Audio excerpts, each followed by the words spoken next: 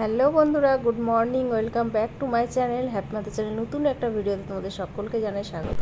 আর সকালবেলায় উঠে দেখতে পেলে ব্রাশ করে নিয়েছি। আর এখন এবারে সকালের যেগুলো কাজ থাকে আমার সেগুলো সেরে নেবো। প্রথমে আমি কাপড় ছেড়ে পুজোর জোগাড়টা করে নিই, কারণ এই পুজোর জোগাড়টা করা থাকলে দেখবে অনেকটা নিশ্চিন্ত থাকা যায়, কারণ রান্না বান্না করে তারপরে চট করে পুজোটা করে নিলেই হচ্ছে।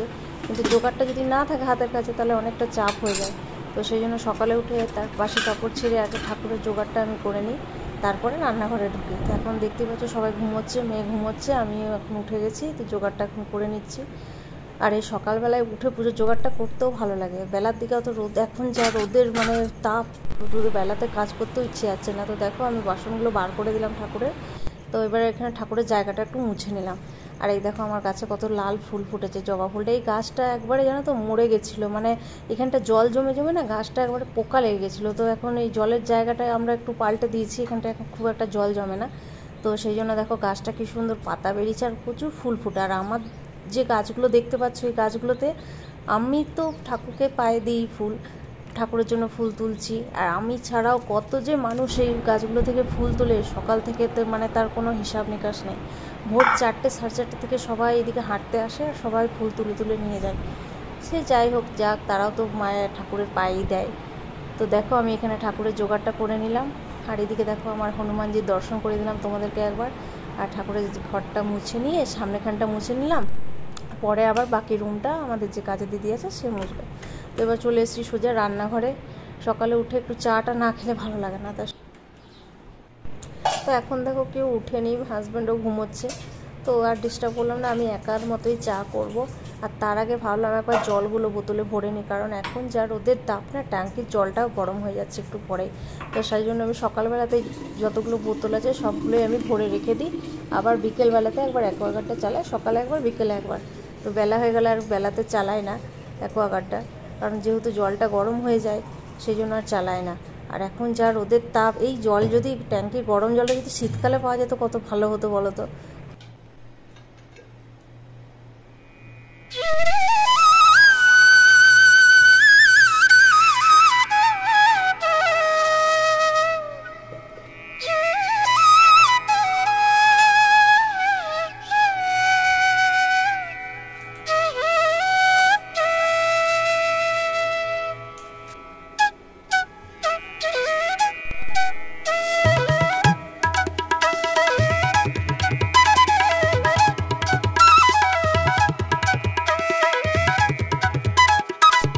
চা চাপাতে গিয়ে দেখি আমার কর্তামশাই উঠে পড়েছে। তো দেখলাম ভালোই হলো, একসঙ্গে চাটা হয়ে যাবে। আর ও খাবে রটি, গ্রিন টি, ওর জন্য করে দিলাম। আর এইদিকে দেখো আমার দুধ চা, আমি তো ছাড়া চা খেতে পারি না, আমার একদমই ভালো লাগে না রটি খেতে। তো যাই হোক আমার দুধ চা করে নিলাম। এখন দুজনে মিলে বসে কিছুক্ষণ সময়টা চা খাবো, কিছু আলোচনা কথাবার্তা। আর এই সময়টাই একমাত্র আমাদের ফাঁকা পাওয়া যায়।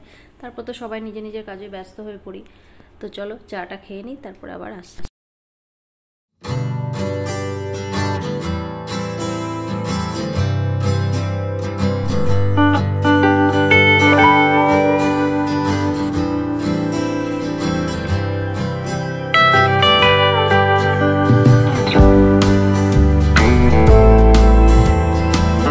রান্নাঘরে ভাত চাপিয়ে দিয়ে এলাম, তারপরে আমি এইদিকে চলে এসেছি, একটু পরিষ্কার পরিচ্ছন্ন সব করে নিচ্ছি। প্রত্যেক দিন আমি এই কাজটা করি।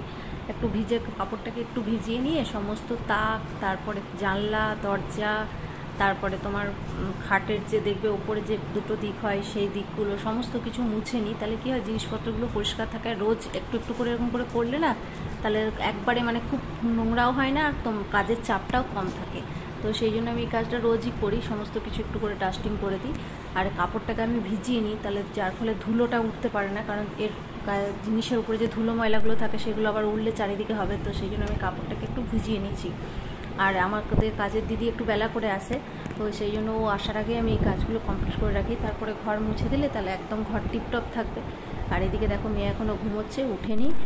আর তারপর আমি এই কাজটা সেরে পরে আবার বাকি যে রান্নাটা আছে সেটা করতে চলে যাব। তো দেখো এদিকে ওটস চাপিয়ে দিয়েছি, হাজব্যান্ড টিফিনে ওটস খাবে, তো সেই জন্য ওর ওটসটা চাপিয়ে দিয়েছি। তো দুধ দিয়ে চলে গেছে, দেখো দুধটা যেন যা একদম চাপিয়ে দিলাম গরম হতে। আর এদিকে ভাত তো চাপিয়ে দিয়েছি আগে, আমি তার মধ্যে সবজিগুলো কেটে নিয়েছি। দেখো আজকে রান্না হবে ভেন্ডি চচ্চড়ি, আর হবে ডিমে আলুতে ফুলকপিতে ঝোল, আর নিম বেগুন।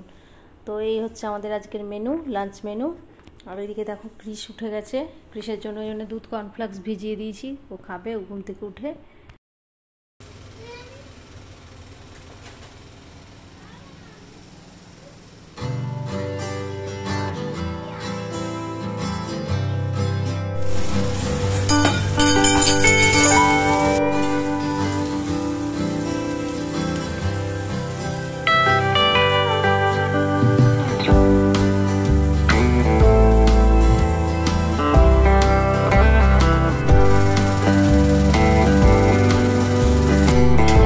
ঝোল দেখুন রেডি হয়ে গেছে, একদম লাল লাল ডিমের ঝোল। নিম বেগুন,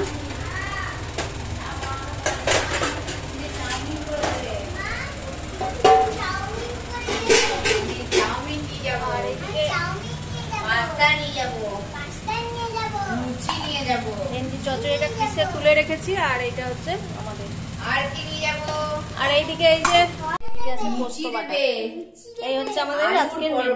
গুড ইভিনিং বন্ধুরা, তো দুপুরে খাওয়া দাওয়ার পরেই আবার রেডি হয়ে নিয়েছি। দেখো এখন যাচ্ছি আমরা একটু বাজার, টুকটাকি কিছু কাজ আছে, সেই জন্য আমি যাব, দিদিভাই যাবে আর মেয়ে যাবে।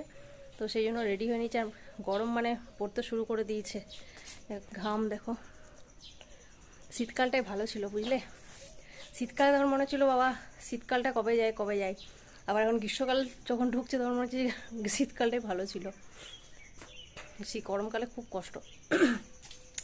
তো চলো যাই, কিছু টুকটাক কাজ আছে সেগুলো করে নেবো।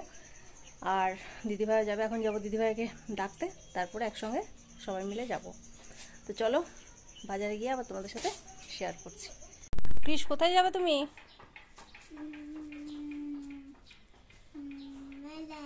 মেলায়? বাজার কি কিনবে বাজারে গিয়ে? আইসক্রিম। আর চুলটা কি হলো আবার, এই চুলটা কেমন করে দিলি? আইসক্রিম কিনবো। আইসক্রিম কিনবে? আর কি কিনবে? আর চকোবার আইসক্রিম কিনবো।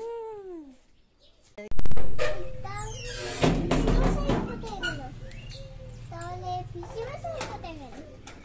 পিসিমশাই ওই কাজে গেছে, পিসিমশাই কাজ করছে। বাহ, তাই নাকি? তুমি কিছু কিনবে? কিনবে? হ্যাঁ, কি কিনবে? আইসক্রিম। আচ্ছা,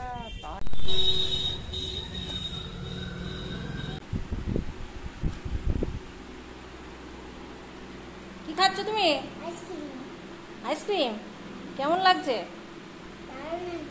দারুণ লাগছে। কে দিয়েছে? পিসি দিয়েছে, পিসি কিনে দিয়েছে। তো বন্ধুরা আজকে আর কিছু বাজারে গিয়ে শ্যুট করতে পারিনি। তো দেখো আমরা বাড়ি চলে এসেছি, আর এখন এসে সবাই মিলে আইসক্রিম খাচ্ছি। তো চলো বন্ধুরা আজকের ভিডিওটা এখানেই শেষ করে দিচ্ছি, আবার দেখা হচ্ছে নেক্সট ভিডিও। কেমন লাগলো ভিডিওটা অবশ্যই কমেন্ট করে জানাও, ভালো লাগলে লাইক করে দিও, আমার চ্যানেলটাকে সাবস্ক্রাইব করে আমার পাশে থেকো।